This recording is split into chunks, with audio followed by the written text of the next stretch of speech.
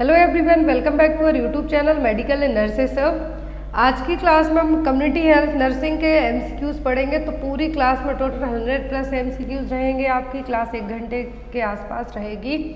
तो यहाँ पर अब जिनका भी अभी ऑलरेडी बहुत सारे जगह पेपर हो चुके हैं, कल ही 8 मई को इग्नू का पेपर हुआ है। तो जिन भी लोगों ने पेपर दिया है, तो मेरे पास जो पेपर अवेलेबल हुआ है वो थोड़ा सा ब्लड, इसलिए मैंने यहाँ पर आपको सॉल्व करके अपलोड नहीं किया है चैनल पर।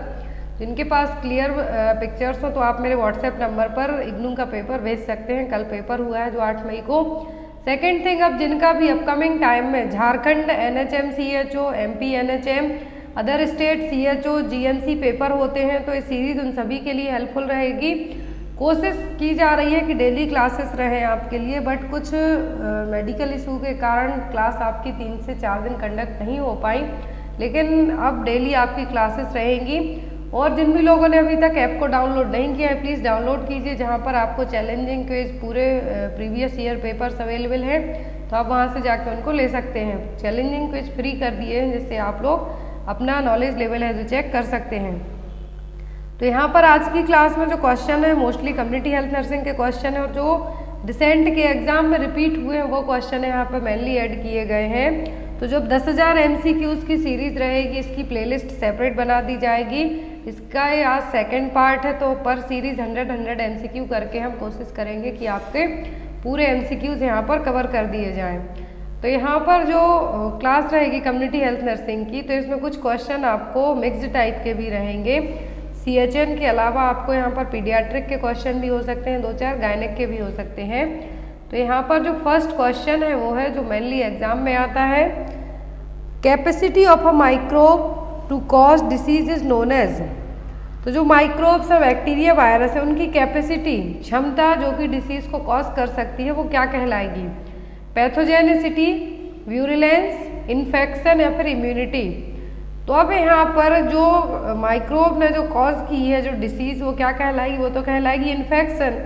अब यहाँ पर जो अटैक करता है, जब आपकी बॉडी में कोई भी एंटीबॉडी है जो बाहर से आएगी, फॉरेन मटेरियल आएगा, तो जो बॉडी आपकी रिएक्ट करेगी वो कहलाएगी इम्यूनिटी। अब यहाँ पर 2 ऑप्शन बचते हैं, पैथोजेनिसिटी और व्यूरिलेंस।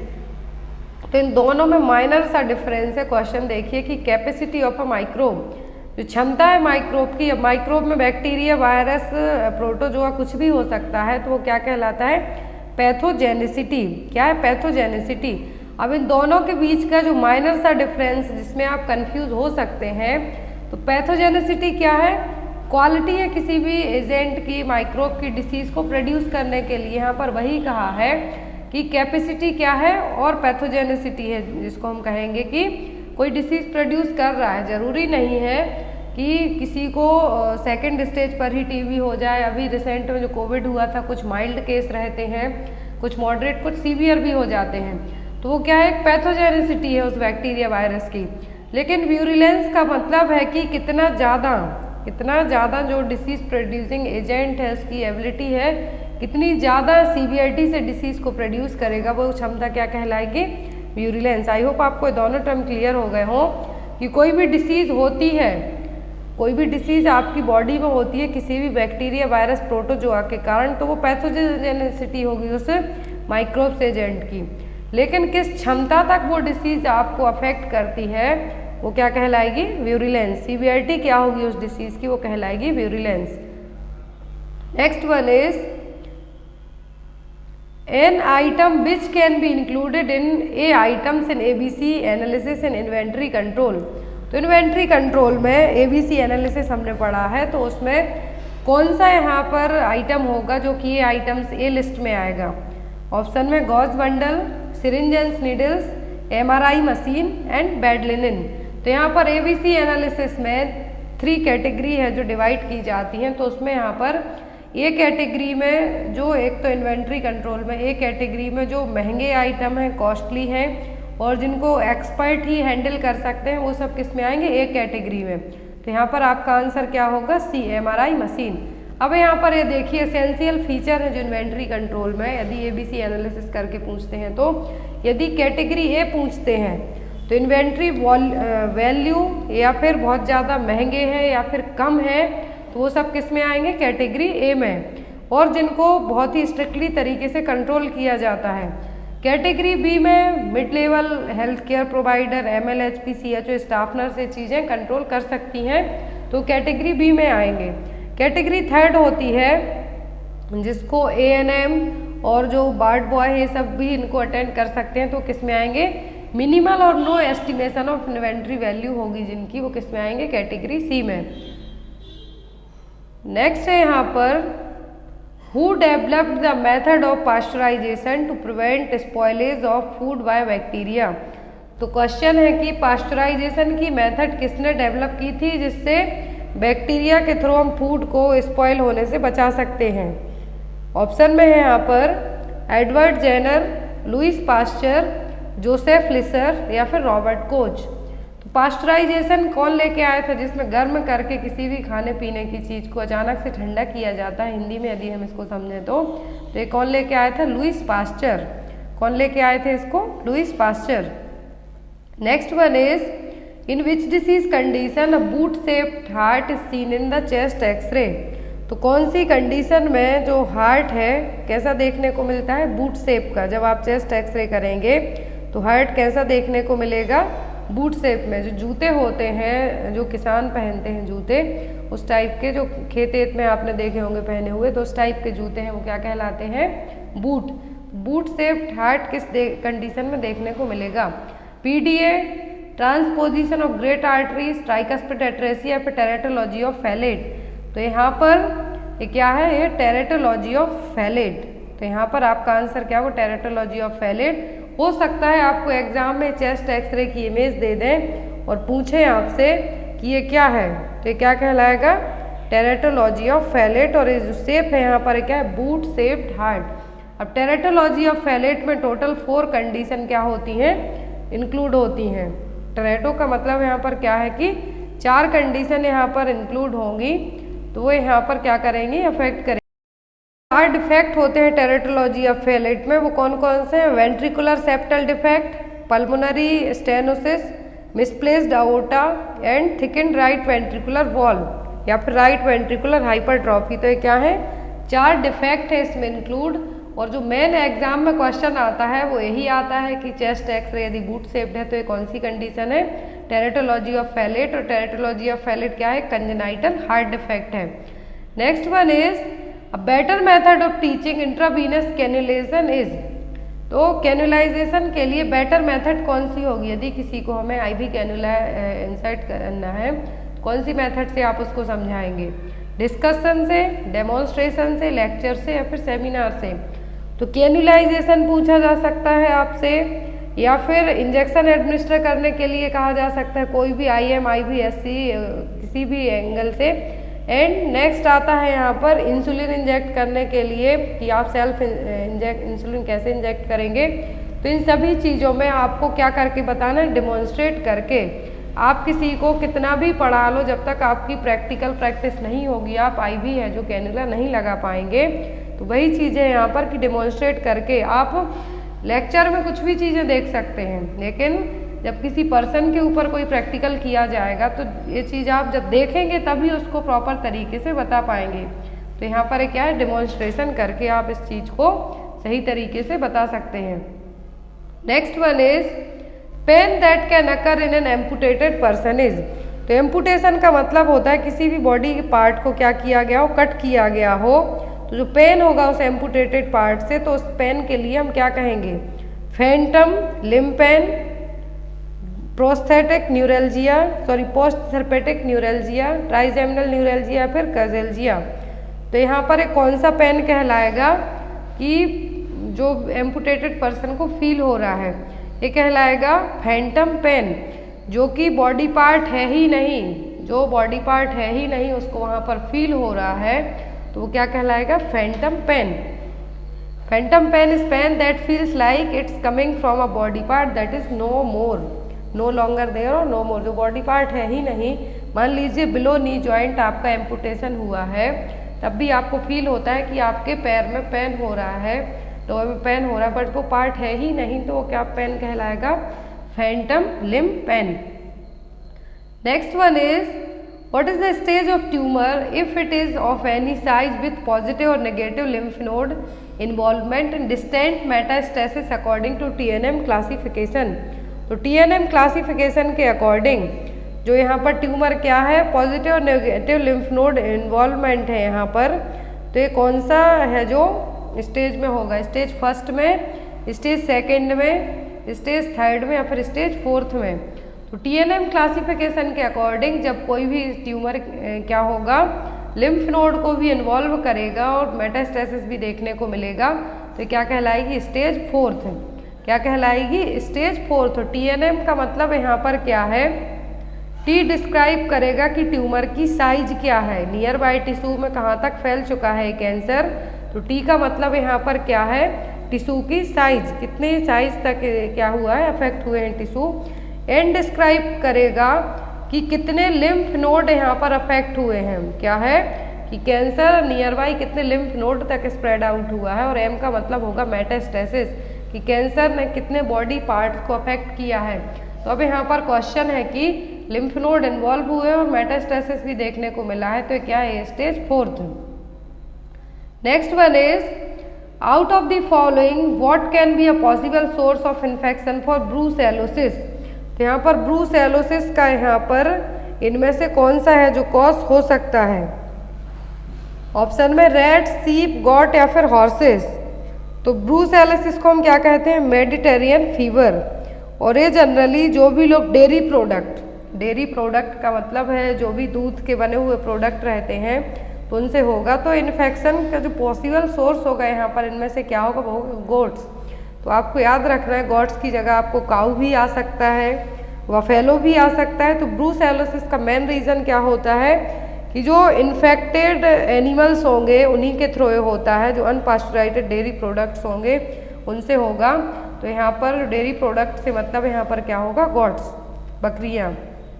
Next one is the observable tip of the iceberg of disease represent. तो जो आइसबर्ग ऑफ डिसीज का जो एक फिनोमिना है, जो टिप ऑब्जर्व होगी, दिखेगी, वो क्या रिप्रेजेंट करेगी? Unknown case, hidden case, preventive case या फिर क्लिनिकली रिकॉग्नाइजेबल केसेस।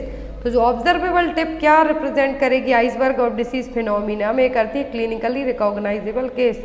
जो केस क्या हैं, डायग्नोस हो चुके हैं, वो क्या रिप्रेजेंट करेगा? टिप। और यदि यहाँ पर बॉटम पूछते हैं तो जो असिम्प्टोमेटिक इन्फेक्शन इनविजिबल केस हैं, कैरियर्स हैं, वो क्या आएंगे इसमें? बॉटम में। यदि टॉप में पूछते हैं, टिप पे पूछते हैं, तो जो क्लिनिकल केस, डायग्नोस्ड केस हैं, वो यहाँ पर आएंगे।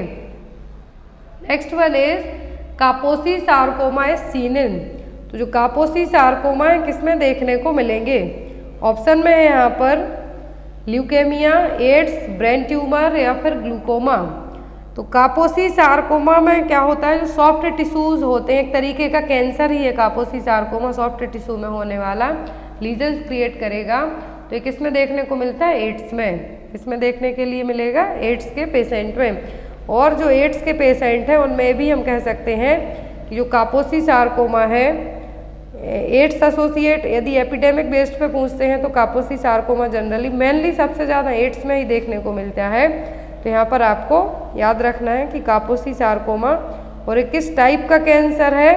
तो ये ब्लड एंड लिम्फ वेसल्स को अफेक्ट करेगा। ये कैंसर क्या करेगा? ब्लड और लिम्फ वेसल्स को अफेक्ट करेगा, जिसमें जो टिश्यूज़ हैं, लिम्फ टिश्यू हैं, वहाँ पर क्या होंगे? लीजन्स बनेंगे। तो यहाँ पर किस में देखने को मिलेगा? साथ में एड्स में। Next one is the shunt that is most commonly used in the treatment of hydrocephalus. तो हाइड्रोसेफेलस के ट्रीटमेंट में कौन सा शंट यूज़ किया जाता है? हाइड्रोसेफेलस में क्या होगा कि जो सेरिब्रोस्पाइनल फ्लूइड है, सीक्रेट ज़्यादा होगा, बॉडी से बाहर रिलीज नहीं हो पाएगा, तो वो एक्यूमुलेशन होगा और जिससे हेड की साइज बढ़ेगी, ICP बढ़ेगा और बहुत सारी प्रॉब्लम्स होंगी। तो अब उस फ्लूइड को हमें बाहर निकालना है, सेरिब्रोस्पाइनल फ्लूइड को, तो एक शंट यूज़ किया जाएगा। पहले मेडिसिनल मैनेजमेंट किया जाता है, जब वो अफेक्ट नहीं करेगा तब एक शंट है, और जो सर्जिकल मैनेजमेंट भी है जिसको हम कह सकते हैं वो यूज़ किया जाएगा। तो क्या कहलाता है? VP शंट और वेंट्रिकुलो पेरिटोनियल शंट। एक जो शंट बनाया जाएगा कहाँ से? जहाँ से CSF क्या होता है? सीक्रेट होता है, तो वहाँ से लेके शंट पेरिटोनियम कैविटी तक लाया जाएगा, और जो VP शंट है इसके थ्रू CSF को बाहर निकाला जाएगा, वेंट्रिकुलो पेरिटोनियल शंट। और यदि मेडिकल मैनेजमेंट में पूछे तो मैनिटॉल यहाँ पर ड्रग ऑफ चॉइस है जो दी जाती है। Next one is which of the following is the reason for the development of hydramnios in a woman with gestational diabetes. तो यहाँ पर हाइड्रोमनियोस का मेन रीजन क्या है? जेस्टेशनल डायबिटीज है यदि किसी मदर को, मदर क्या है? Gestational diabetes, that means pregnancy में होने वाली डायबिटीज है यहाँ पर मदर को। तो यहाँ पर हाइड्रोमनियोस में क्या होगा कि जो एमनियोटिक फ्लूइड है उसका लेवल क्या होगा? कम होगा। तो अब एमनियोटिक फ्लूइड का लेवल कम होने का कारण यहाँ पर क्या होगा यदि मदर को जेस्टेशनल डायबिटीज है? तो ऑप्शन में है increase transudation, fetal diuresis, absence of swelling reflex या फिर हाइपरप्लासिया ऑफ ब्लड वेसल्स। क्या होगा इसका करेक्ट आंसर? तो यहाँ पर आप लोग इसका आंसर बताइए कि इसका सही आंसर है जो क्या होगा। तो जो सही आंसर होगा वो क्या होगा कि मदर यदि जेस्टेशनल डायबिटीज़ है उसको हाइड्रोमनियोस की सिचुएशन डेवलप होती है तो क्या होगा? Fetal diuresis. क्या होगा? Fetal diuresis. Next one is a factor predisposing a person to nosocomial pneumonia is. तो कौन से फैक्टर होंगे जो पर्सन में नोजोकोमियल निमोनिया होने का कारण बनेंगे? नोजोकोमियल निमोनिया कब होगा? जब हॉस्पिटल में आप एडमिट होंगे और जो हॉस्पिटल एक्वायर्ड निमोनिया होगा उसको हम क्या कहेंगे? Nosocomial pneumonia. क्या प्रेडिस्पोजिंग फैक्टर यहाँ पर होंगे जो इस कंडीशन को और ज़्यादा डेवलप कर सकते हैं? ऑप्शन में oropharyngeal colonisation due to mouth breathing, endotracheal intubation, use of NG tube, use of H2 antagonist. तो नोजोकोमियल निमोनिया होने का जो रीजन होगा, प्रेडिस्पोजिंग फैक्टर होंगे वो क्या होंगे? एंडोट्रैकियल इंट्यूबेशन, ET ट्यूब है जो सबसे ज़्यादा चांस रहेंगे नोजोकोमियल निमोनिया होने के लिए। अब एग्जाम में क्वेश्चन आता है हॉस्पिटल एक्वायर्ड इन्फेक्शन। तो जो हॉस्पिटल एक्वायर्ड इन्फेक्शन है इसी को ही नोजोकोमियल निमोनिया भी नोजोकोमियल इन्फेक्शन भी कहा जाता है। और जो नोजोकोमियल निमोनिया है इसी को हम हॉस्पिटल एक्वायर्ड निमोनिया कहेंगे।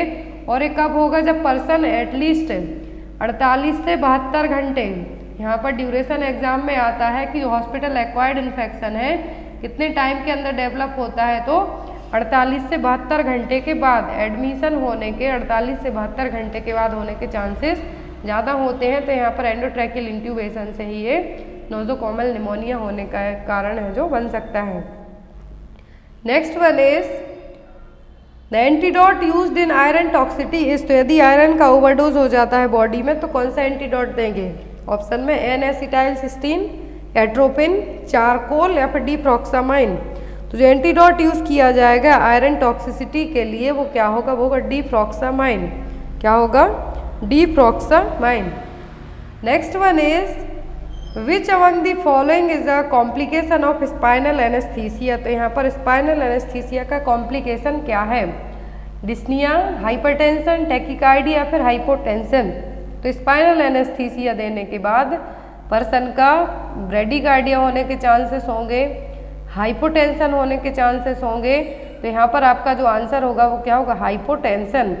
जो कॉमनली देखने को मिलता है वो क्या होगा? हाइपोटेंशन। यदि एपिड्यूरल पूछते हैं तो एपिड्यूरल में क्या होगा? ब्लड प्रेशर क्या होगा? बढ़ने के चांस होते हैं, लेकिन जो स्पाइनल देते हैं हम तो हाइपोटेंशन होने के चांसेस ज़्यादा होंगे। Next one is the amount of elemental iron in 1 iron tablet for mothers. तो मदर के लिए जो क्या दिया जाता है? एलिमेंटल आयरन की टैबलेट दी जाती है। तो यहाँ पर एलिमेंटल आयरन में डोज कितना होगा उस टैबलेट में? तो कितना होता है? 60 mg। कितना होगा? एलिमेंटल आयरन की 1 टैबलेट में आयरन का कितना डोज होगा? 60 mg। Next one is the drug of choice to combat magnesium sulphate toxicity is. तो यहाँ पर आप क्वेश्चन है MgSO4 का एंटीडोट क्या है और MgSO4 टॉक्सिटी होती है क्या है जो हम उसको ट्रीट करने के लिए देंगे? ऑप्शन में calcium gluconate, potassium sulphate, potassium bicarbonate या फिर सोडियम क्लोराइड NaCl। तो यहाँ पर मैग्नीशियम सल्फेट टॉक्सिटी को क्या करने के लिए, ट्रीट करने के लिए क्या दिया जाता है? Calcium gluconate. क्या होगा? Calcium gluconate. Next one is a wound where the skin layers have been scraped off is termed. तो वुंड है जो क्या होगा? यहाँ पर स्किन की लेयर क्या होगी? स्क्रैप हो गई, छिल जाए जिसको हम कहते हैं, तो उसको हम क्या कहेंगे? इंसिजन, पंचर, लेसरेशन या फिर एब्रेशन। तो क्या कहलाएगा? एब्रेशन, जिसमें क्या हुआ है, स्किन लेयर स्क्रैप हुई है, छिली हुई है, तो क्या है? एब्रेशन। पंचर में क्या करेंगे हम? कुछ भी चीज़ इंजेक्ट करके है जो होल करेंगे, इंसिजन में कट लगाएंगे, और यहाँ पर एब्रेशन में क्या, स्किन लेयर्स स्क्रैप ऑफ हुई हैं। नेक्स्ट है यहाँ पर डिगॉक्सिन एजेंट। डिगॉक्सिन क्या है? Cardiac glycosides, thrombolytic agent, calcium channel blockers या फिर एंटी एंजाइना ड्रग्स। डिगॉक्सिन क्या है? डिगॉक्सिन है कार्डियक ग्लाइकोसाइड्स। अब डिगॉक्सिन टॉक्सिटी का फर्स्ट साइन यदि आपको एग्जाम में आता है तो क्या है, वो आपको याद होना चाहिए। तो डिगॉक्सिन टॉक्सिटी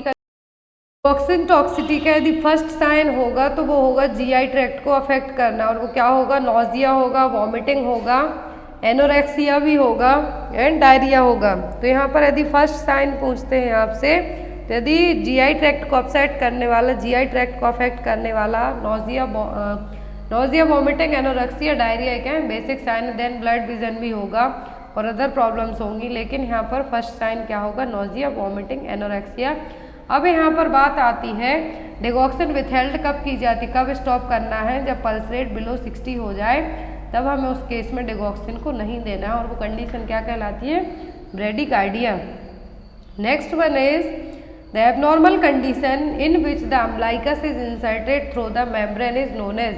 तो ऐसी कंडीशन जिसमें जो अम्बलाइकस है वो क्या है? मेम्ब्रेन के थ्रू इंसर्ट हो रही है, तो क्या कहलाएगी? वेलामेंटस, बेटलडोर, सक्सीनेट्रा या फिर मार्जिनल। तो ये क्वेश्चन यहाँ पर आपको एग्जाम में भी आए हैं, रिसेंट में मई में, अप्रैल और मई में एग्जाम हुए हैं उसमें। तो एबनॉर्मल कंडीशन है जिसमें एम्बलाइकस क्या हुई है? इंसर्ट हुई है मेम्ब्रेन के थ्रू, तो क्या है? Velamentous insertion. इस तरीके से क्या है, जनरली क्या हो, सेंटर से इंसर्ट होगी, लेकिन ये कहाँ से हो रही है? मेम्ब्रेन से। तो क्या है? Velamentous insertion. Next one is the index for finding effectiveness of contraception, या फिर हम ये कह सकते हैं कि कॉन्ट्रासेप्टिव मेथड के फेलियर रेट को पता करने के लिए कौन सा इंडेक्स यूज होगा, और ये कह सकते हैं कि कॉन्ट्रासेप्टिव मेथड कितनी इफेक्टिव हुई है, उसके लिए कौन सा इंडेक्स है जो यूज़ किया जाएगा। ऑप्शन में पर्ल, ब्रोका, लॉरेंट या फिर पॉडर्नल। तो जो इंडेक्स यूज होता है वो कहलाता है पर्ल इंडेक्स। यहाँ पर आपको एग्जाम में फॉर्मूला भी आ सकता है कि, तो पर्ल इंडेक्स कॉमनली यूज होता है कॉन्ट्रासेप्टिव एफिकेसी के लिए, कि कॉन्ट्रासेप्टिव मेथड यूज करने के बाद भी कितना फेलियर हुआ है। दैट मीन्स कॉन्ट्रासेप्टिव मेथड अपनाई गई है प्रेगनेंसी को रोकने के लिए, लेकिन अपनाने के बाद भी, यूज करने के बाद भी प्रेग्नेंट हो जाते हैं, तो क्या कहलाएगा यहाँ पर? Contraceptive efficacy. और उसी के जो फेलियर रेट है उसको पता करने के लिए क्या यूज किया जाता है? Pearl index. It is defined as number of contraceptive failure per 1000 women years of exposure. तो यहाँ पर फॉर्मूला है इसका total number of accidental pregnancy. Accidental pregnancy का मतलब है कॉन्ट्रासेप्टिव मेथड यूज करने के बाद भी प्रेग्नेंट हो जाना, divided by total month of exposure into 100। Next one is N 15-month-old child was brought to the Well Baby Clinic for booster dose of DPT vaccine. Which among the following muscle is preferred for the nurse to administer the DPT vaccine? तो DPT किस root से दी जाती है? Intramuscular route से। अब DPT intramuscular route से दी जा रही है, 15 महीने का बच्चा है, तो कौन सी मसल्स में दी जाएगी? किस में दी जाएगी? वास्टस लैटरलिस मसल्स में। अब DPT के साथ साथ एग्जाम में यहाँ पर पेंटावैलेंट वैक्सीन आती है, यदि पेंटावैलेंट वैक्सीन का यहाँ पर, और DPT का यदि आपसे ड्यूरेशन पूछते हैं तो कब कब दी जाती है, तो ये दी जाती है 6, 10, 14, 6, 10 और 14 वीक्स में। अब पेंटावैलेंट वैक्सीन में तो DPT तो इंक्लूड होती ही है, साथ में इसमें hepatitis B and haemophilus influenza type B है जो इंक्लूड किया जाता है।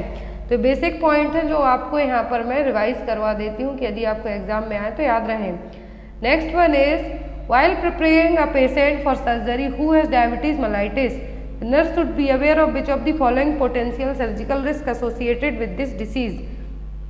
तो यदि किसी को DM है, उसकी सर्जरी होनी है, तो एज अ नर्स आपको अवेयर होना है, अलर्ट रहना है कि कौन से सर्जिकल रिस्क है जो होने के चांसेस रहेंगे DM वाले पेशेंट को। ऑप्शन में है respiratory depression from anaesthesia, fluid and electrolyte imbalance, poor wound healing या फिर Altered metabolism and excretion of drugs. तो यदि पेशेंट को DM है तो आफ्टर दैट सर्जरी क्या रिस्क होने के चांसेस होंगे? पुअर वुंड हीलिंग, क्योंकि सर्कुलेशन है जो ब्लड का प्रॉपर नहीं हो पाएगा, इम्यूनिटी भी कमज़ोर होगी, तो ऐसे केस में क्या होगा? पुअर वुंड हीलिंग होने के चांसेस ज़्यादा रहेंगे। और जब सर्कुलेशन ही नहीं प्रॉपर होगा तो ऑक्सीजन की सप्लाई भी नहीं हो पाएगी, तो इससे भी क्या होंगे? जो वुंड है वो प्रॉपर हील नहीं हो पाएंगे। Next one is 2-year-old child with anorectal malformation underwent posterior sagittal anorectoplasty.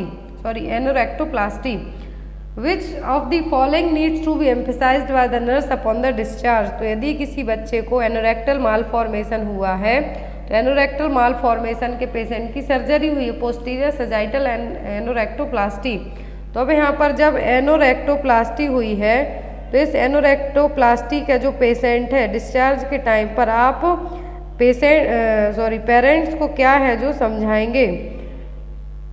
तो ऑप्शन में यहाँ पर advise on immunisation, monitor intake and output, measure head circumference regularly, या रेगुलर एनल डायलिटेशन। तो यहाँ पर जो पोस्टीरियर सेजाइटल एनोरेक्टोप्लास्टी हुई है, टेक्निक है हाई एनोरेक्टल मालफॉर्मेशन को ट्रीट करने के लिए। तो यहाँ पर जो एनोरेक्टल मालफॉर्मेशन है वहाँ पर क्या किया जाएगा? उस जो एनल एरिया है उसको ओपन किया जाएगा। तो आपको यहाँ पर क्या चीज़ बतानी है डिस्चार्ज के टाइम पर पेरेंट्स को कि क्या करना है? रेगुलर एनल डायलिटेशन है जो करना है। Next one is the major neurotransmitter involve in the occurrence of OCD। तो ऑब्सेसिव कंपल्सिव डिसऑर्डर के लिए कौन से न्यूरोट्रांसमीटर रिस्पॉन्सिबल हैं? Serotonin, acetylcholine, epinephrine, dopamine. तो कौन से हैं जो यहाँ पर रिस्पॉन्सिबल हैं OCD के लिए? तो OCD के लिए रिस्पॉन्सिबल क्या है? सेरोटोनिन। ऑब्सेसिव कंपल्सिव डिसऑर्डर क्या है यहाँ पर responsible? Serotonin. Next one is best test for diagnosis of organic mental disorder. तो बेस्ट टेस्ट क्या होगा ऑर्गेनिक मेंटल डिसऑर्डर को डायग्नोस करने के लिए? ऑप्शन में है यहाँ पर sentence completion test, Rorschach test, Bender Gestalt test, thematic apperception test. तो यहाँ पर कौन सा टेस्ट है जो कि क्या किया जाएगा? यूज़ किया जाएगा ऑर्गेनिक मेंटल डिसऑर्डर को डायग्नोस करने के लिए? तो वो यहाँ पर क्या है? Bender Gestalt test. इसको हम Bender visual motor Gestalt test के नाम से भी जानते हैं, जिसमें आपका visual motor functioning developmental disorder और जो न्यूरोलॉजिकल इम्पेयरमेंट्स हैं वो चेक की जाएंगी। Next one is the common form of childhood brain tumour. तो बच्चों में जो कॉमनली ब्रेन ट्यूमर होता है वो कौन सा है? मेड्यूलोब्लास्टोमा, ग्लियोमा, ऑस्टियोसाइटोमा या फिर एपेंडियोमा। तो बच्चों में यदि पूछते हैं तो चाइल्डहुड ब्रेन ट्यूमर सबसे ज़्यादा कॉमन कौन सा है? Medulloblastoma. Next one is urea breath test is exhaled breath test is use to detect the presence of. तो यहाँ पर जो यूरिया ब्रीथ टेस्ट है किसकी प्रेजेंस को चेक करने के लिए किया जाएगा? स्टेफाइलोकोकस, स्ट्रेप्टोकोकस, हेलिकोबैक्टर पाइलोरी या फिर ईस्चेरिचिया कोलाई। तो यहाँ पर जो एक्सटेल ब्रीथ टेस्ट किया जाएगा किसकी प्रेजेंस के लिए किया जाएगा? हेलिकोबैक्टर पाइलोरी को डायग्नोस करने के लिए। अभी कैसे किया जाता है?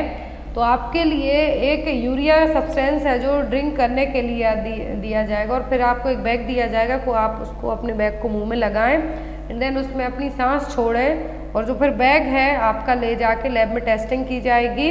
तो यहाँ पर जो कार्बन डाइऑक्साइड आपने एक्सेल की है और यदि वो यूरिया उसमें मिक्सड होती है तो यहाँ पर जो आपको ड्रिंक करने के लिए दी गई थी तो CO2 के साथ जाके यदि क्या है लैब टेस्ट में यदि चेक होगा तो वहाँ पर उसकी वैल्यू पता चलेगी। तो इसके लिए इसीलिए क्या कहा गया है? यूरिया ब्रीथ टेस्ट और H पाइलोरी हेलिकोबैक्टर पाइलोरी जो कि पेप्टिक अल्सर होने का मोस्ट कॉमन रीजन भी माना जाता है, तो इसकी प्रेजेंस को फाइंड आउट किया जाएगा। Next one is A nurse is aware that the best place to detect fetal heart sound in the first trimester of pregnancy। तो फर्स्ट ट्राइमेस्टर ऑफ प्रेगनेंसी में फीटल हार्ट साउंड आप कहाँ पर detect करेंगे? At the umbilicus, above the umbilicus, above the symphysis pubis या फिर below the symphysis. तो यहाँ पर फर्स्ट ट्राइमेस्टर में जो आपको हार्ट साउंड फील होगा कहाँ पर होगा? Above the symphysis pubis.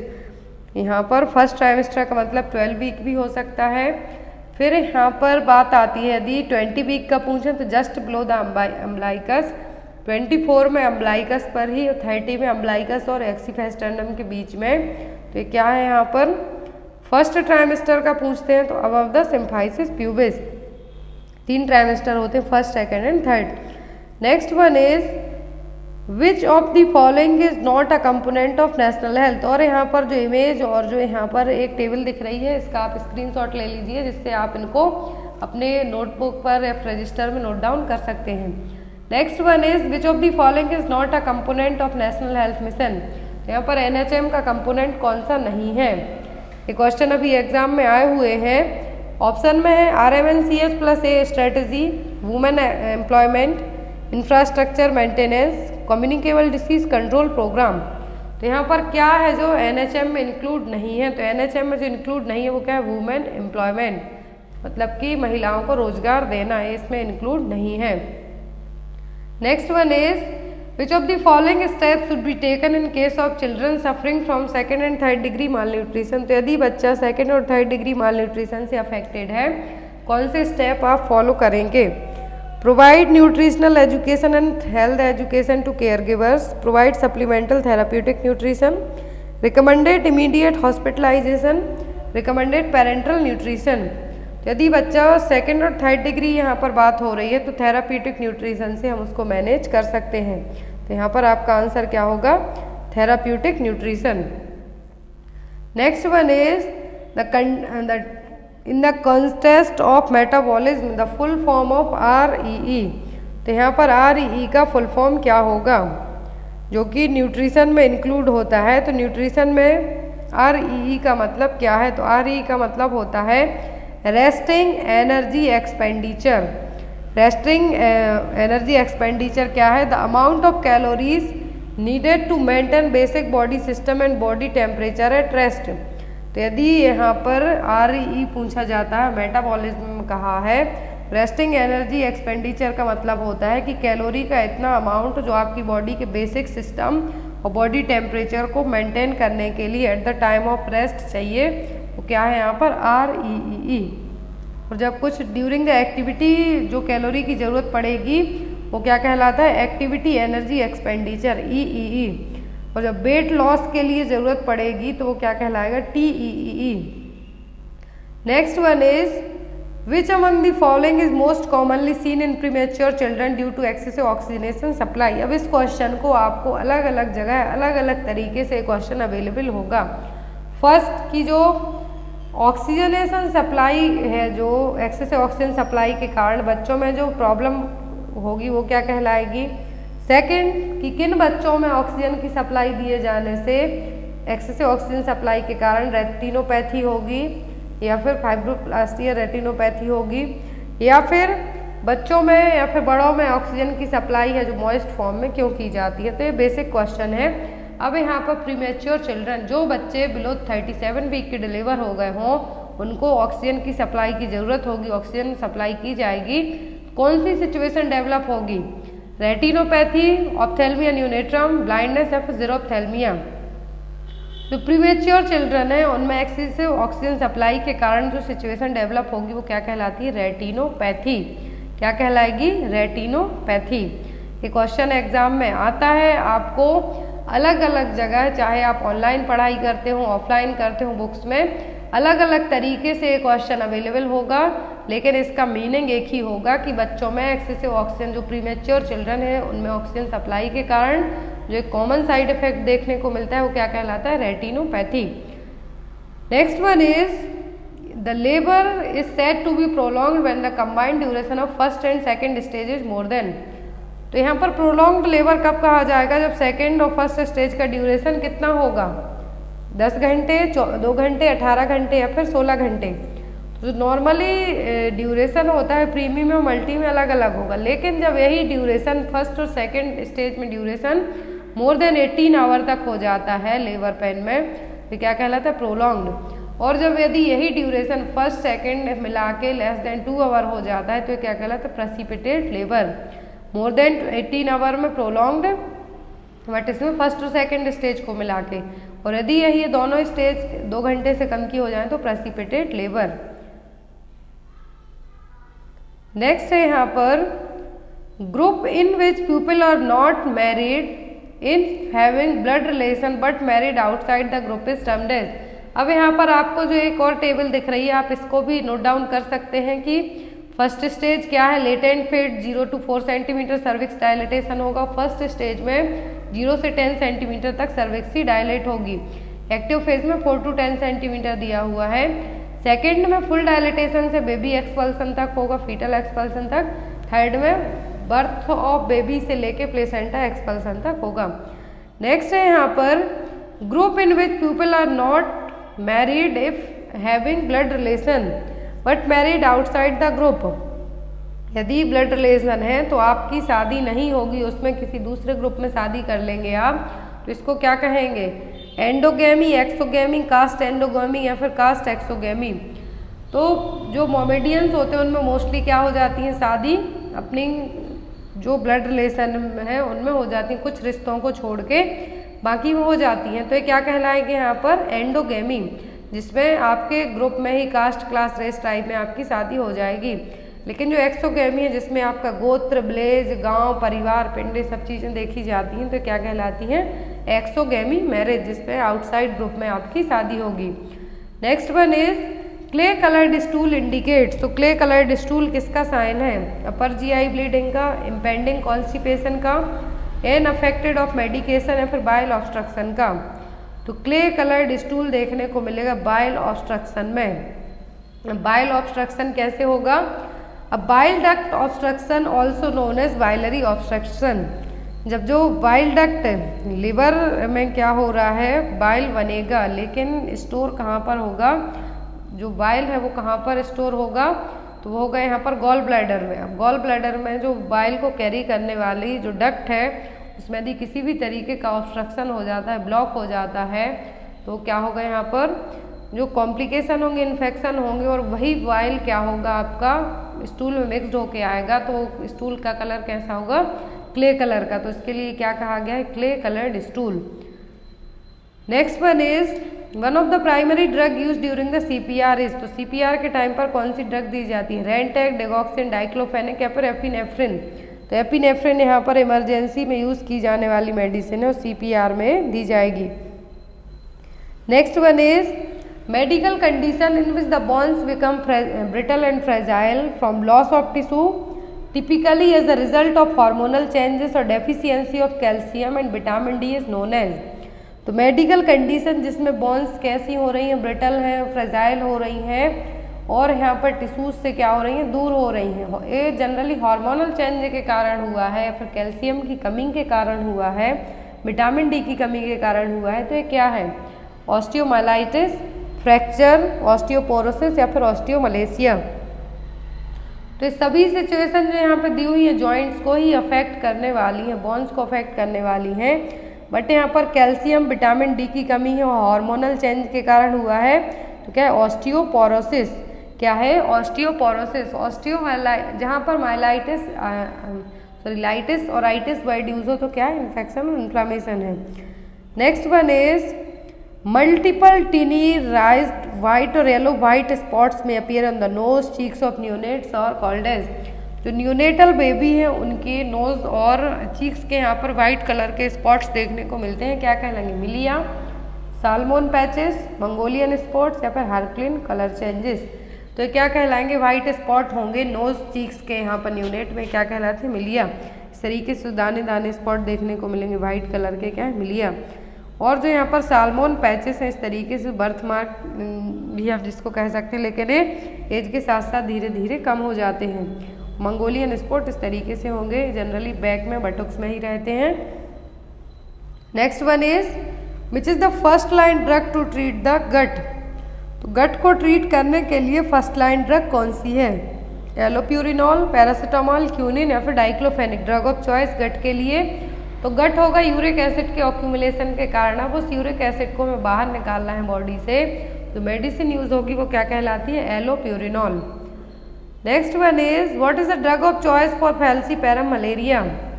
Malaria की जो अलग अलग स्पीसीज हैं टोटल 4 होती हैं, तो उसमें फाल्सीपैरम को ट्रीट करने के लिए कौन सी मेडिसिन यूज़ की जाएगी? वैंकोमाइसिन, क्लोरोक्विन, क्विनिन या फिर मेथोट्रेक्सेट। जो मेडिसिन यूज़ की जाएगी वो क्या है यहाँ पर? क्लोरोक्विन।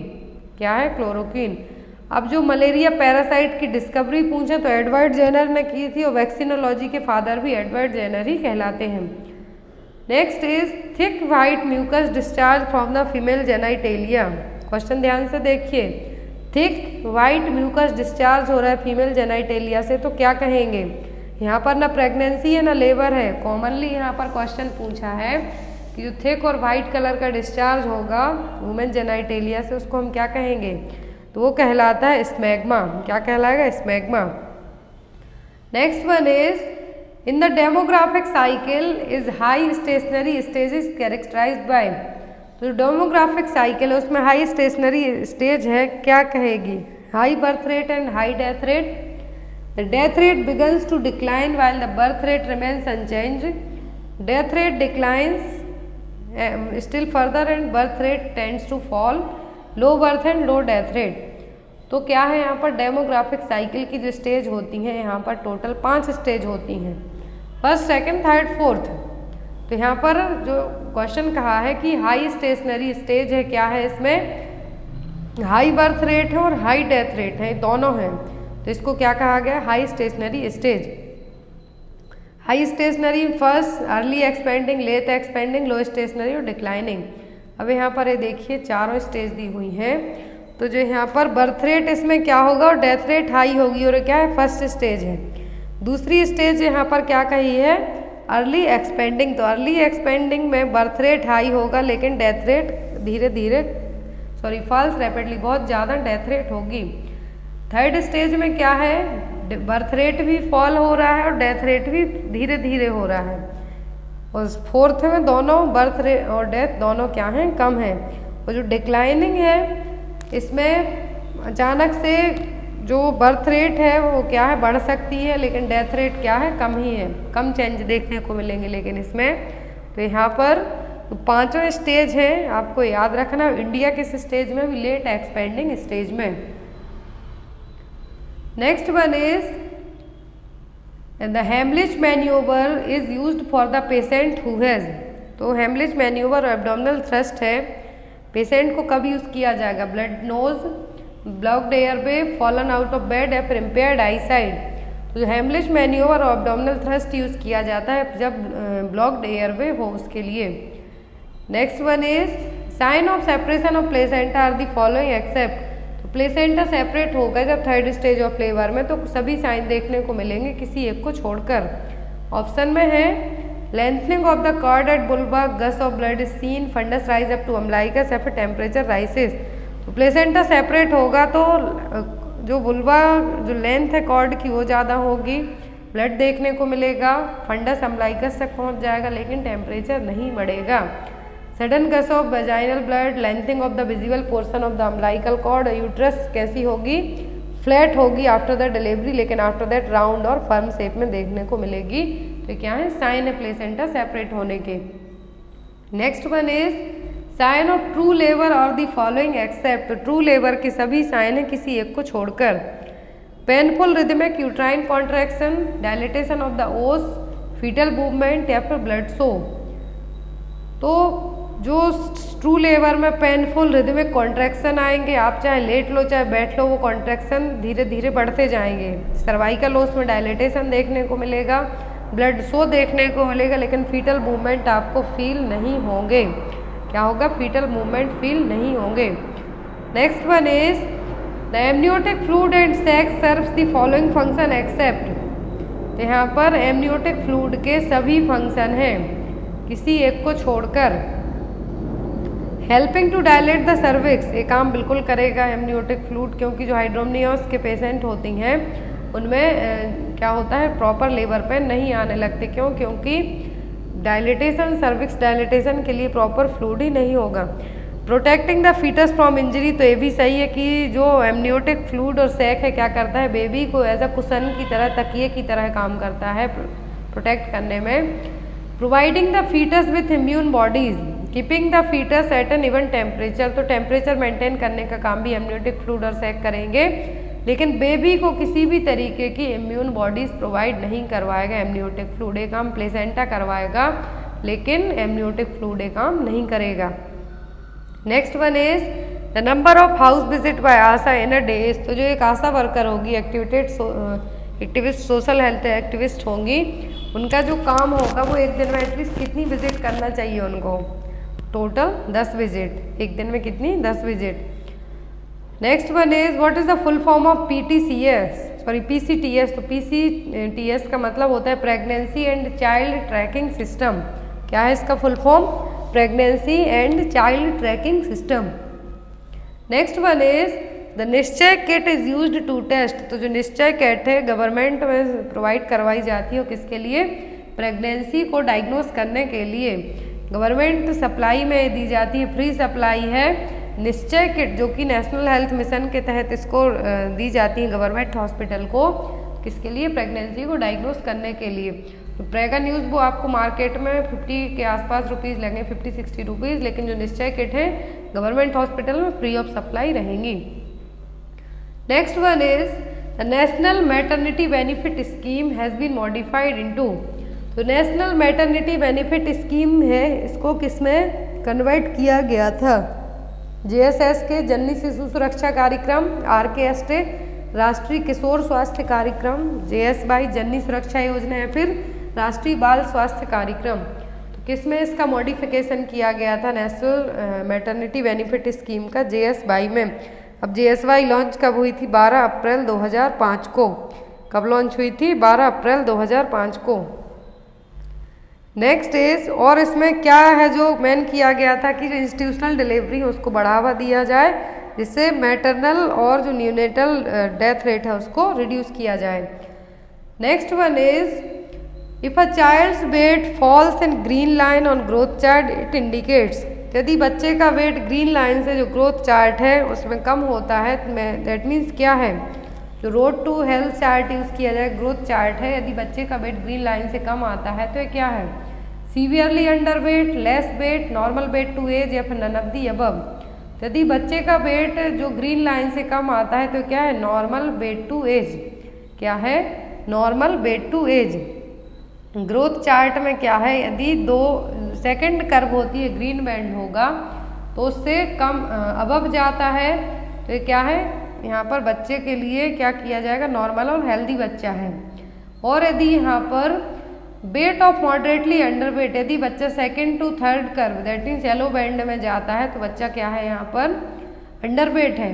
लेकिन जब यदि थर्ड कर्व से भी कम जाता है, ऑरेंज बैंड से भी कम जाता है, तो क्या है? बच्चा यहाँ पर सीवियरली अंडर वेट है। अब यहाँ पर आपको जो ग्रोथ एंड रोड चार्ट सबने देखा होगा, तो यहाँ पर ग्रोथ और रोड चार्ट, ग्रोथ चार्ट है यहाँ पर। यहाँ पर क्या किया जाए? ग्रोथ चार्ट में 3 कलर होते हैं, ग्रीन, येलो और ऑरेंज, और यही तीनों कलर साकेट टेप में भी होते हैं। तो साकेट टेप क्यों यूज़ किया जाता है? MUAC चेक करने के लिए, मिड अपर आर्म सर्कमफेरेंस के लिए।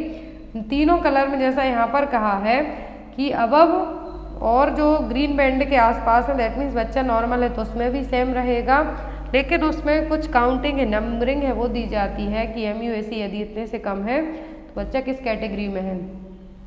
इस तरीके से अब देखिए रही यहाँ पर इमेज। ऑरेंज दैट मीन्स बच्चा, ऑरेंज से नीचे आता है दैट मीन्स बच्चा क्या है? बहुत ही ज़्यादा अंडर वेट है। येलो में होता है दैट मीन्स मॉडरेट में है, और ग्रीन में है तो क्या है? बच्चा नॉर्मल हेल्दी है। Next one is menstrual hygiene scheme focus on. तो मेंस्ट्रुअल हाइजीन स्कीम किस पर फोकस किया? Disposal of sanitary napkins, use of sanitary napkins, menstrual hygiene, या फिर ऑल ऑफ दी अबव। तो मेंस्ट्रुअल हाइजीन स्कीम ने इन सभी चीज़ों पर फोकस किया है, तो आपका आंसर क्या होगा? All of the above. International women's day के दिन इसको रिलीज़ किया गया था मेंस्ट्रुअल हाइजीन स्कीम को, जिसमें 10 से 19 साल तक के एज ग्रुप की जो गर्ल्स थी यहाँ पर इनको इंक्लूड किया गया था। फ्री सैनिटरी नैपकिन प्रोवाइड करवाना, किस तरीके से यूज़ करना है, और मेंस्ट्रुअल हाइजीन के बारे में एजुकेशन दी जाना। Next one is under RKST which age group is considered as adolescent. Adolescent age group कब आती है? 10 से 19 साल तक की। RKST का फुल फॉर्म क्या है? राष्ट्रीय किशोर स्वास्थ्य कार्यक्रम। राष्ट्रीय किशोर स्वास्थ्य कार्यक्रम लॉन्च हुआ था 7 जनवरी 2014 को न्यू दिल्ली में लॉन्च किया गया था। और इसमें जो एडोलेसेंट एज ग्रुप है 10 से 19 साल तक के एज ग्रुप के एडोलेसेंट हैं उनको यहाँ पर इंक्लूड किया गया था। Next one is red cross society was founded by. तो रेड क्रॉस सोसाइटी की स्थापना किसने की थी? तो इनकी स्थापना की थी हेनरी डोरंट ने 1883 में। तो जिन क्वेश्चन में आपको ऑप्शन बताने की ज़रूरत नहीं है तो मैं डायरेक्ट ही बता देती हूँ। तो 1883 में किसकी स्थापना हुई थी? रेड क्रॉस सोसाइटी की। किसने की थी? हेनरी डोरंट ने। Next one is blood group were first discovered by. तो ब्लड ग्रुप की खोज किसने की थी? Robert Koch, Karl Landsteiner, Paul Ehrlich या फिर एंटोन वॉन ल्यूवेनहॉक ने। ब्लड ग्रुप की खोज की थी कार्ल लैंडस्टीनर ने। Next one is which of the following fontanelle in child is the first to close. तो डेढ़ महीने में या फिर हम ये कह सकते हैं 6 to 10 वीक में कौन से फॉन्टेनेल क्लोज हो जाते हैं? सबसे पहले ऑक्सीपिटल फॉन्टेनेल और पोस्टीरियर फॉन्टेनेल जिसको हम कहेंगे। और जो यहाँ पर सबसे पहले क्लोज होने वाले फॉन्टेनेल है वो क्या है? ऑक्सीपिटल और पोस्टीरियर फॉन्टेनेल। एंटीरियर क्या होते हैं? थोड़ा लेट क्लोज होते हैं, एटलीस्ट 12 to 18 मंथ की एज में। लेकिन जो पोस्टीरियर और ऑक्सीपिटल है क्या हो जाते हैं? पहले क्लोज हो जाते हैं। Next one is tetany can be produced by which of the following electrolyte disturbance. तो टिटेनी में कौन सा इलेक्ट्रोलाइट बैलेंस है जो डिस्टर्ब होगा? हाइपोकैल्सीमिया, हाइपरमैग्नीसीमिया, हाइपरकैल्सीमिया, फिर हाइपोनेट्रीमिया। तो टिटेनी में क्या डिस्टर्ब होता है? कैल्शियम का लेवल ब्लड सीरम में कम हो जाएगा। तो यहाँ पर आपका आंसर क्या होगा? Hypocalcaemia. Next one is for effective sterilization steam in an autoclave should be at pressure of 15 pounds per square inch for minutes and at a temperature. तो ऑटोक्लेविंग मशीन में जो यहाँ पर कितना टेम्परेचर यूज़ किया जाएगा? ड्यूरेशन की बात आती है तो 20 to 30 मिनट और बेस्ड अपॉन द क्या आइटम आप स्टरलाइज कर रहे हैं। लेकिन टेम्परेचर की बात आती है तो 121 डिग्री सेल्सियस। कितना? 121 degree Celsius. Next one is McBurney's point is located in which of the following quadrant of abdomen. तो मैकबर्नी पॉइंट कब यहाँ पर चेक किया जाता है? अपेंडिसाइटिस में। और ये कहाँ पर फील होगा आपको? राइट लोअर क्वाड्रेंट में। एब्डोमेन के किस पार्ट में? राइट लोअर क्वाड्रेंट में। अब एग्जाम में यहाँ पर रॉब्सिंग साइन आपको आता है तो यदि आप पाल्पेशन करेंगे लेफ्ट लोअर क्वाड्रेंट में तो आपको पेन फील होगा राइट लोअर क्वाड्रेंट में। मैकबर्नीज पॉइंट का पेन है कहाँ फील होता है? राइट लोअर एब्डोमिनल क्वाड्रेंट में फील होगा आपके लिए। तो इस साइन के लिए यहाँ पर क्लासिकल साइन है किसका? अपेंडिसाइटिस का रॉब्सिंग साइन। और रॉब्सिंग साइन में आप जब पाल्पेशन करेंगे लेफ्ट लोअर क्वाड्रेंट में तो पेन फील होगा राइट लोअर क्वाड्रेंट में, जो कि क्या है? मैकबर्नीज पॉइंट है यहाँ पर। और ये जो साइन है क्या कहलाएगा? Rovsing sign. Next one is terminal disinfection is carried out. Terminal disinfection का मतलब क्या है? On admission of a patient when patient is in ward, after patient gone home या फिर after patient dies in ward. तो terminal disinfection का मतलब है कि जब पेशेंट डिस्चार्ज होकर अपने घर चला जाए। Next one is iron folic acids tablet are given to private doctor for a free distribution under. तो जो आयरन फॉलिक एसिड की टैबलेट जो प्राइवेट डॉक्टर्स अपनी क्लिनिक पे प्रैक्टिस करते हैं, बैठते हैं, उनको दी जाती हैं कि आपके यहाँ जो पेशेंट हैं आप उनको ये क्या करोगे? डिस्ट्रीब्यूट करोगे और फ्री करोगे, इसका कोई कॉस्ट नहीं लोगे। तो ये किस स्कीम के तहत ऐसा है? NRHM, CSSM, जननी सुरक्षा योजना, फिर वंदे मातरम स्कीम। तो आयरन फॉलिक एसिड की जो मेडिसिन है स्पेशली प्राइवेट डॉक्टर्स डिस्ट्रीब्यूट करेंगे पेशेंट को फ्री में, वो किसके तहत है? वंदे मातरम स्कीम के तहत, जो कि 9 फरवरी 2004 को लॉन्च की गई थी। सेंट्रल हेल्थ मिनिस्टर ने इसको लॉन्च किया था। तो यहाँ पर इसके तहत जो प्राइवेट डॉक्टर्स हैं उनके थ्रू क्या करवाया जाएगा? आयरन और फॉलिक एसिड की टैबलेट का फ्री डिस्ट्रीब्यूशन करवाया जाएगा। Next is recommended dietary allowance RDA of a person depends upon. तो RDA किस चीज़ पर डिपेंड करेगा? एज जेंडर पर, एज जेंडर फिजिकल वर्क पर, एज एंड फिजिकल वर्क पर, या फिर एज पर। तो RDA डिपेंड करेगा एज पर, जेंडर आप मेल हैं या फीमेल, फिजिकल वर्क आप सेडेंटरी लाइफ स्टाइल जीते हैं कि आप कुछ काम करते हैं, एक्टिव हैं, तो आपके ऑक्यूपेशनल फिजिकल वर्क पर भी डिपेंड करेगा आपका RDA।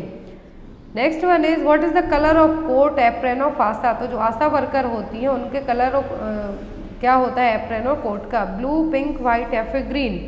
तो जो हॉस्पिटल में डॉक्टर्स और नर्सेज का कोट होता है कैसा होता है, वाइट कलर का होता है। और जो आशा वर्कर का कोट होता है कैसा होता है, ब्लू होता है। कैसा होता है, ब्लू। और जो आंगनवाड़ी वर्कर होती हैं वो किस टाइप की ड्रेस होती है उनकी, पिंक टाइप की। Next one is sedentary life style, high alcohol consumption and obesity में leads which of the disease. तो सेडेंट्री लाइफ स्टाइल का मतलब खाया पिया और सो गए, हाई अल्कोहल कंजप्शन खूब दारू पिए और मोटे हैं साथ में, तो कौन सी डिसीज कॉज करेंगे, नॉन कम्युनिकेबल, कम्युनिकेबल, हैंसन्स या फिर अल्जाइमर। तो यहाँ पर ये सभी क्या दिए और ये सभी मॉडिफाइबल रिस्क फैक्टर है, भी आपको ध्यान से सुनना है। तीनों ऑप्शन एग्जाम में देके पूछ सकते हैं कि मॉडिफाइबल है या नॉन मॉडिफाइबल। तो सेडेंट्री लाइफ स्टाइल का मतलब होगा कि आप कुछ भी नहीं करते हैं, खाते पीते बैठते हुए हैं, तो वो क्या है सेडेंट्री, जिसको हम चेंज कर सकते हैं। तो ये मॉडिफाइबल, हाई अल्कोहल कंजप्शन, खूब दारू पीते हैं, मोटे हैं, तो ये कौन सी डिसीज क्रिएट करेंगे, non communicable disease, cancer, BP, diabetes, ये सब किस में आएंगे, नॉन कम्युनिकेबल डिसीज में। Next one is the programme zinc is related to. तो जिंक प्रोग्राम है किससे रिलेट करता है, निमोनिया, डायरिया, एनीमिया, फिर टिटनस। तो सबको पता है जिंक किस में दिया जाता है, डायरिया के ट्रीटमेंट में। तो ये किससे रिलेट करेगा, जिंक ट्रीटमेंट, डायरिया के ट्रीटमेंट में। Next one is hospice is the treatment concept for. एक क्वेश्चन मैंने आपको एक बार कम्युनिटी पोस्ट में भी दिया था, बहुत सारे लोगों ने इसका गलत आंसर भी किया था। तो हॉस्पिस कॉन्सेप्ट है किसके लिए दिया गया, terminally ill cancer patient, cardiac patient, psychiatric patient या फिर ऑल ऑफ दी अबव। तो हॉस्पिस केयर दी जाती है कैंसर के ऐसे पेशेंट में जिनके ठीक होने के चांसेस ना के बराबर होते हैं, बट उनको केयर दी जाती है। तो वो क्या है, टर्मिनली इल कैंसर पेशेंट्स में जो कॉन्सेप्ट यूज़ किया जाता है वो क्या है, hospice care. Next one is transformation of one type of cell into another type of cell is called. तो यदि कोई सेल्स एक से दूसरी सेल में ट्रांसफर होती है, ट्रांसफॉर्मेशन करती है, अपना बदलती है, तो ये क्या है, हाइपरप्लासिया, मेटाप्लासिया, डिस्प्लासिया, फिर एनाप्लासिया। तो एक सेल दूसरी सेल में ट्रांसफॉर्मेशन हो रही है तो क्या है, मेटाप्लासिया। हाइपरप्लासिया का मतलब है कि जो टिश्यू है, सेल्स है, इनके अमाउंट में इंक्रीज होगा। डिस्प्लासिया में एबनॉर्मल डेवलपमेंट होगा सेल्स का। और यहाँ पर जो मेटाप्लासिया है इसमें क्या होगा, मेटास्टेसिस, और सेल एक सेल से दूसरी सेल में ट्रांसफर होगी। Next one is the number of thoracic vertebra in human being. तो ह्यूमन बीइंग में कितनी थोरेसिक वर्टिब्रा होती हैं, 5, 7, 9 या फिर 12। थोरेसिक वर्टिब्रा की बात करें तो कितनी होती हैं, 12। सर्वाइकल की बात करें तो 7, थोरेसिक 12 और lumbar 5। Next is national institute of nutrition is located at. तो नेशनल इंस्टीट्यूशन ऑफ न्यूट्रिशन कहाँ पर है, न्यू दिल्ली, कोलकाता, हैदराबाद या फिर Chennai. National institute of nutrition कहाँ पर है, हैदराबाद में। Next one is which of the following vitamin is a part of dietary management of Alzheimer disease. तो अल्जाइमर डिसीज के पेशेंट में dietary management, that means nutritional management में कौन सा विटामिन हेल्प करेगा, विटामिन ए, डी, के या फिर विटामिन B12। जो विटामिन हेल्प करेगा अल्जाइमर डिसीज के पेशेंट में होगा विटामिन B12 और विटामिन B6 है, जो मेनली यूज़ किया जाता है। जो फॉलेट कैटेगरी के विटामिन होंगे, जितनी भी अल्जाइमर डिसीज के अलावा जो age related cognitive decline disease होती हैं उनको ट्रीट करने के लिए विटामिन B12 यूज़ किया जाता है। Next is which of the following is the cause of inflammation of urethra. तो यूरेथ्रा का मेन कॉज यहाँ पर क्या होगा, क्राउप, बर्साइटिस, ट्राइकोमोनास या फिर लूपस। तो यूरेथ्रा को कॉज करने का जो मेन, यूरेथ्रा इन्फेक्शन इन्फ्लामेशन के लिए जो मेन कॉज होगा वो क्या होगा, ट्राइकोमोनास वेजाइनेलिस। तो यहाँ पर जो आपका आंसर होगा वो क्या होगा, trichomonas. Next one is which of the following is the cause of cervical cancer. तो सर्वाइकल कैंसर का रीजन क्या होगा, high fat diet, alcohol consumption, first child after the age of 30 या फिर having sex at early marriage. तो cervical cancer होने का जो मेन रीज़न होता है कि यदि शादी बहुत जल्दी हो गई हो या फिर आपने बहुत ही कम एज में सेक्स किया हो तो क्या होगा, सर्वाइकल कैंसर का मेन रीज़न यहाँ पर होगा। Next one is the Doppler technique can identify foetal heart sound by. Doppler technique से आप फीटल हार्ट साउंड कब सुन सकते हैं, 5 से 7 वीक में, 10 से 12 वीक, 18 से 20 वीक या फिर 22 से 24 वीक में। तो फीटल हार्ट साउंड है आप डॉपलर टेक्निक से कब सुन सकते हैं? 10 से 12 वीक ऑफ जेस्टेशन में। इस तरीके से जब आप डॉक्टर के यहाँ अपने चेकअप के लिए जाते हैं वो आपका फीटल हार्ट साउंड सुनाई देगा आपको। जनरली कितना होता है? एक एवरेज 140 to 160 कितना होगा? Foetal heart rate 140 to 160। और जहाँ पर इक्विपमेंट यूज़ किया जाता है क्या कहलाता है? डॉपलर। तो यहाँ पर इससे हम कितने वीक में सुन सकते हैं? 10 से 12 वीक के जेस्टेशन में। Next one is what is the theme of world health day 2022? तो 2022 में वर्ल्ड हेल्थ डे की थीम क्या है? ऑप्शन में यहाँ पर जो चारों दिए चारों थीम है, लेकिन 2022 की बताना है। Our planet our health, it's time to build a fairer healthier world for everywhere everyone, to support nurses and midwives, universal health coverage everyone everywhere.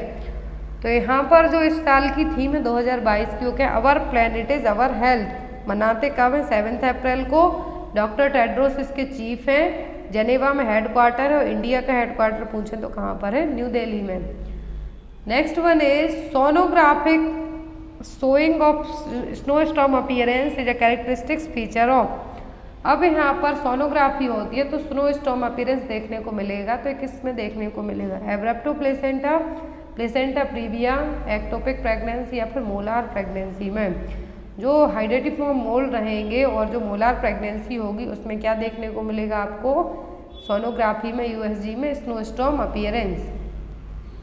Next one is the recovery period from the infection is called. तो जो अंगूर के गुच्छे होते हैं दाने दाने से होंगे वो किस में देखने को मिलेंगे? मोलार प्रेगनेंसी की यूएसजी में। Next one is the recovery period from the infection is called. तो जब आप किसी डिसीज़ आपको ऑलरेडी हुई और जो साइन सिम्टम्स हो हुए तो क्या है? इनक्यूबेशन। और जब इस डिसीज़ से आप रिकवरी कर रहे हो तो वो पीरियड क्या कहलाएगा? Convergence period. Next one is rabies is also known as. तो रेबीज का दूसरा नाम क्या है? हाइड्रोफोबिया, क्लस्ट्रोफोबिया, डेमेंसिया या फिर रूबियोला। तो जो रेबीज का दूसरा नाम है क्या है? Hydrophobia, fear of water. अब रेबीज का आपको ट्रीटमेंट एग्जाम में आता है। रेबीज का कॉजेटिव एजेंट क्या है? लाइजा वायरस। इसका जो ट्रीटमेंट है 3 कैटेगरी में होता है। यदि जो इन्फेक्टेड डॉग या फिर कैट ने आपको बाइट किया है तो कैटेगरी फर्स्ट कब आएगी? जब ओनली टच किया है, इंटैक्ट द स्किन, कोई भी लीजन नहीं हुए हैं, ओनली लिकिंग टचिंग हुआ है तो कैटेगरी फर्स्ट कोई ट्रीटमेंट की ज़रूरत नहीं है। कैटेगरी सेकेंड आती है जब इन्फेक्टेड एनिमल ने आपको बाइट किया हो लेकिन ब्लीडिंग ना हो रही हो और स्किन अनकवर्ड हो, तब आपको एंटी रेबीज वैक्सीन देना है और वुंड को क्लीन करना है। जो वाटर रनिंग वाटर है उसमें आपको साबुन से क्लीन करना है।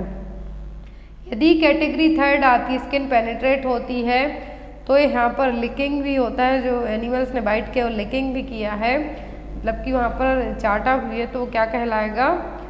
Category third. और इसमें वुंड क्लीन करना, एंटी रेबीज वैक्सीन देना और एंटी रेबीज इम्यूनोग्लोबुलिन भी दिया जाएगा, कैटेगरी थर्ड में आएगा। Next one is which of the following term is used to describe the fine downy hair which covers the body of the newborn. Newborn baby की पूरी body पर जो बहुत ही छोटे छोटे हेयर होंगे, डाउनी हेयर होंगे, वो क्या कहलाते हैं? मॉटलिंग, मिलिया, लैनिंग या फिर वर्निक सेजोसा। तो जो चीज़ी सब्सटेंस से कवर होगी बॉडी वो कहलाएगी वर्निक सेजोसा। मिलिया एक अलग चीज़ है जो मैंने आपको स्टार्टिंग में पढ़ा दी है और जो यहाँ पर कवर अप है बॉडी वो क्या है? Lanugo. Next one is in human body iron is absorbed in. तो ह्यूमन बॉडी में आयरन का एब्जॉर्प्शन कहाँ पर होता है? तो स्मॉल इंटेस्टाइन के ड्यूडेनम पार्ट में सबसे ज़्यादा आयरन है जो एब्जॉर्ब होगा। Next one is what is the most important test for iron store. अब यहाँ पर आयरन का एब्जॉर्प्शन कहाँ हुआ? ड्यूडेनम पार्ट में, स्मॉल इंटेस्टाइन के ड्यूडेनम पार्ट में। अब कौन सा टेस्ट होगा जिससे पता चलेगा कि आयरन प्रॉपर स्टोर हो रहा है या नहीं? Serum calcium, serum ferritin, serum phosphate या फिर नन ऑफ द अबव। तो जो टेस्ट होगा आयरन स्टोर का पता करने के लिए वो क्या होगा? Serum ferritin test. Next one is Monday fever is also known as. तो मंडे फीवर किसको कहेंगे हम? बैगोसिस, एब्स्टोसिस, सीओपीडी या फिर बायसिनोसिस को। तो मंडे फीवर कौन सा कहलाएगा? बायसिनोसिस। अब ये सभी ऑक्यूपेशनल डिसीज के होने वाली प्रॉब्लम है। तो यहाँ पर मंडे फीवर क्या है? बाय कोल्ड डस्ट से जो ऑक्यूपेशनल डिसीज होगी वो क्या कहलाएगी? एंथ्राकोसिस, सिलिकॉन से सिलिकोसिस, एब्स्टोस, लंग कैंसर, आयरन से सिड्रोसिस। कैन फाइबर से जो होगा वो क्या है? बेगासोसिस। और कॉटन डस्ट से होगा वो होगा बायसिनोसिस। तो मंडे फीवर किसके कारण होगा? कॉटन डस्ट से। टोबैको से, और फार्मर्स लंग्स आते हैं तो हे और ग्रैंड डस्ट से। Next is which immunoglobulin present in breast milk, तो ब्रेस्ट मिल्क में कौन सा इम्यूनोग्लोबुलिन प्रेजेंट होगा, IgA, IgD, IgM या फिर IgG। तो ब्रेस्ट मिल्क में जो इम्यूनोग्लोबुलिन प्रेजेंट होगा वो होगा IgA, और जो प्लेसेंटा को क्रॉस कर सकता है वो क्या है, ओनली IgG। याद रखना है ब्रेस्ट मिल्क, सलाइवा और जो टीयर्स हैं इनमें क्या होता है, IgA, लेकिन जो प्लेसेंटा को क्रॉस कर सकता है वो क्या है, only IgG। Next one is colour of amniotic fluid in intrauterine death, तो यदि इंट्रायूट्राइन डेथ का मतलब है फीटस यूट्रस में ही डेथ हो जाता है, स्टिल बर्थ है, तो एमनियोटिक फ्लूइड का कलर कैसा होगा, कलरलेस, गोल्डन, टोबैको जूसी या फिर सैफ्रॉन। नॉर्मल कलर आता है तो क्लियर कॉन्साइज कलर होता है एमनियोटिक फ्लूइड का, लेकिन यदि यही कलर इंट्रायूट्राइन डेथ, फीटल की डेथ हो गई है अंदर ही यूट्रस में ही, तो क्या है, टोबैको जूसी होगा। यदि सैफ्रॉन कलर का है तो post maturity, that means baby after 42 week के बाद डिलीवर हुआ है। ग्रीन कलर है तो मेकोनियम, जो बेबी का फर्स्ट पासिंग स्टूल है वो प्रेजेंट है। गोल्डन है तो RH आइसो इम्यूनाइजेशन है, और रेड कलर है तो एब्रप्शन हुआ है, कोई ब्लीडिंग हुई है, हेमरेज हुआ है। टोबैको है तो IUD और इंट्रायूट्राइन डेथ और स्टिल बर्थ है। Next one is a condition in which amniotic fluid index is 5 centimetre और लेस देन, दैट मीन्स यदि amniotic fluid index AFI index below 5 centimetre है तो क्या कहलाएगा, पॉलीहाइड्रोमनियस, ओलिगो हाइड्रोसेफेलस या फिर न्यूमोथोरिक्स। तो हाइड्रोसेफेलस में तो CSF का लेवल बढ़ेगा। एमनियोटिक फ्लूइड इंडेक्स है जो प्रेगनेंसी में होगा, और यदि इंडेक्स 5 से कम है, 5 सेंटीमीटर से कम है तो क्या है, ओलिगो हाइड्रोमनियस। और यदि यही AFI इंडेक्स कितना है, मोर देन 25 सेंटीमीटर है तो क्या है, पॉलीहाइड्रोमनियस। वर्टिकल पूल की बात करें तो लेस देन 2 सेंटीमीटर होगा, और यदि जो यहाँ पर वर्टिकल पूल पॉलीहाइड्रोमनियस में बात करें तो मोर देन 8 सेंटीमीटर होगा। Next is which is the inner most layer of the placenta, तो प्लेसेंटा की इनर मोस्ट लेयर कौन सी है, कोरियन, एमनियन, एओक्सैक या फिर ऑल ऑफ दी अबव। तो इनर मोस्ट लेयर क्या है प्लेसेंटा की, यहाँ पर एमनियन। अब यहाँ पर दो सरफेस होती है, एक होती है फीटल सरफेस, दूसरी होती है मैटरनल सरफेस। फीटल सरफेस हमेशा स्मूथ और शाइनी होगी क्योंकि एमनियोटिक मेम्ब्रेन से कवर होगी, और जो मैटरनल सरफेस होती है वो रफ होती है। यहाँ पर कॉटिलिडॉन्स होंगे 15 से 20, जिसके कारण ये सरफेस क्या होती है, रफ रहेगी। ये रहेगी मैटरनल सरफेस, ये रही फीटल सरफेस जो कि शाइनी देखने को मिलेगी। प्लेसेंटा का नॉर्मल वेट पूछते हैं तो 500 ग्राम होगा टर्म प्रेगनेंसी में, लेकिन यदि क्वेश्चन आता है कि प्लेसेंटा का वेट 500 ग्राम भी दिया और 1/6 ऑफ द बेबी वेट है तो आपको 1/6 ऑफ द बेबी वेट को मार्क करना है। अम्बिलिकल कॉर्ड में 3 ब्लड वेसल्स होती हैं, 2 आर्टरी 1 वेन। अम्बिलिकल कॉर्ड की लेंथ की बात करें तो एवरेज 55 सेंटीमीटर होती है नॉर्मल टर्म प्रेगनेंसी में। Next one is epidemiological triad theory of disease causation include, तो एपिडेमियोलॉजिकल ट्रियाड थ्योरी में क्या क्या इंक्लूड होगा, तो सबको पता है जो ट्रायंगल होता है उसमें एजेंट, होस्ट, एनवायरनमेंट। ये रही यहाँ पर एजेंट जो कि कॉज करेगा डिसीज, होस्ट जिसको होगी, और क्या एनवायरनमेंट है, तो वो ये 3 चीज़ें क्या हैं एपिडेमियोलॉजिकल ट्रियाज के कॉजेशन फैक्टर हैं। Next one is determinants and definition of epidemiology denotes to, कौन से डिटर्मिनेंट्स हैं एपिडेमियोलॉजी के लिए, risk factor, time, place, decision. तो एपिडेमियोलॉजिकल के लिए डिटर्मिनेंट्स हैं वो क्या है यहाँ पर, risk factors. Next one is which of the following is the study of the distribution of disease in population, तो पॉपुलेशन में लोगों में डिसीज होने का स्टडी के लिए क्या कहा जाएगा, हेमेटोलॉजी, एपिडेमियोलॉजी, पैडोलॉजी या फिर हेमेटोलॉजी। तो जो डिसीज की स्टडी के लिए टर्म यूज़ किया जाएगा पॉपुलेशन में वो क्या कहलाएगी, एपिडेमियोलॉजी। और इसके फादर कौन है, जॉन स्नो। एपिडेमियोलॉजी के फादर कौन है, John Snow. Next one is an outbreak of disease affecting large population extending to wide geographical area is known as, तो यदि कोई डिसीज लार्ज पॉपुलेशन को बड़े लेवल पे जियोग्राफिकल एरिया को अफेक्ट करती है तो ये क्या है, कहलाएगी पेंडेमिक।